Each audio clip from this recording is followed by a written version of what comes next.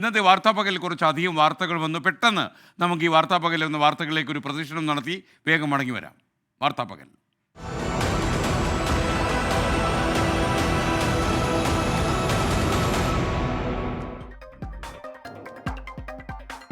Thiruvananthapuram SAT ആശുപത്രിയിലെ വൈദ്യുതി ബന്ധം മണിക്കൂറുകളോളം തടസ്സപ്പെട്ടതിൽ ഗുരുതര വീഴ്ച.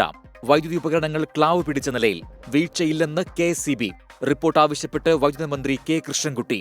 വൈദ്യുതി മുടങ്ങിയതോടെ രോഗികളും കൂട്ടിരിപ്പുകാരും വലഞ്ഞത് 3 മണിക്കൂർ.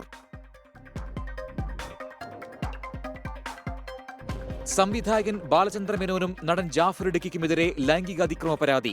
ആലുവ സ്വദേശിയായ നടിയുടെ പരാതി പ്രത്യേക അന്വേഷണ സംഘത്തിന്. ദേ ഇങ്ങോട്ട് നോക്കിയ സിനിമയുടെ ചിത്രീകരണ സമയത്ത് ബാലചന്ദ്രമേനോൻ ലൈംഗിക അതിക്രമം കാട്ടിയെന്ന് നടി. സിനിമയിലെ സാങ്കേതിക പ്രവർത്തകരുടെ സംഘടനയായ ഫെഫ്കയുടെ പരാതി പരിഹാര നമ്പറിനെ ചൊല്ലി വിവാദം. ഫെഫ്കയുടെ പരാതി പരിഹാര നമ്പർ ചട്ടവിരുദ്ധമാണെന്ന് ചൂണ്ടിക്കാട്ടി ഫിലിം ചേംബർ വനിതാ കമ്മീഷനും സർക്കാരിനും കത്ത് നൽകി. ചർച്ചകൾക്കൊടുവിലാണ് വനിതകളുടെ കോർ കമ്മിറ്റിയും ടോൾ ഫ്രീ നമ്പറും തുടങ്ങിയതെന്ന് ഫെഫ്ക. കണ്ണൂരിൽ 2 CPIM ബ്രാഞ്ച് സെക്രട്ടറിമാർക്കെതിരെ പോക്സോ കേസ്. സ്കൂൾ വിദ്യാർത്ഥികളായ ആൺകുട്ടികളെ ലൈംഗികമായി പീഡിപ്പിച്ചതിലാണ് കേസ്. തളിപ്പറമ്പ് മുയ്യം പടിഞ്ഞാറ് ബ്രാഞ്ച് സെക്രട്ടറി രമേശിനെയും മുയ്യം ബ്രാഞ്ച് സെക്രട്ടറി അനീഷിനെയും CPIM പുറത്താക്കി. തിരുവനന്തപുരം എറണാകുളം റൂട്ടിലെ ദുരിതയാത്ര പരിഹരിക്കാൻ അടിയന്തര നീക്കവുമായി ദക്ഷിണ റെയിൽവേ. എറണാകുളം പുനലൂർ റൂട്ടിൽ പുതിയ മെമു ട്രെയിൻ ആരംഭിക്കും. കൊല്ലം എറണാകുളം സ്പെഷ്യൽ ട്രെയിൻ അനുവദിക്കാനും ധാരണ. പ്രായപൂർത്തിയാകാത്ത പെൺകുട്ടിയെ പീഡിപ്പിക്കാൻ സഹായം നൽകിയ കേസിൽ മോൺസൺ മാവുങ്കലിനെ വെറുതെ വിട്ടു.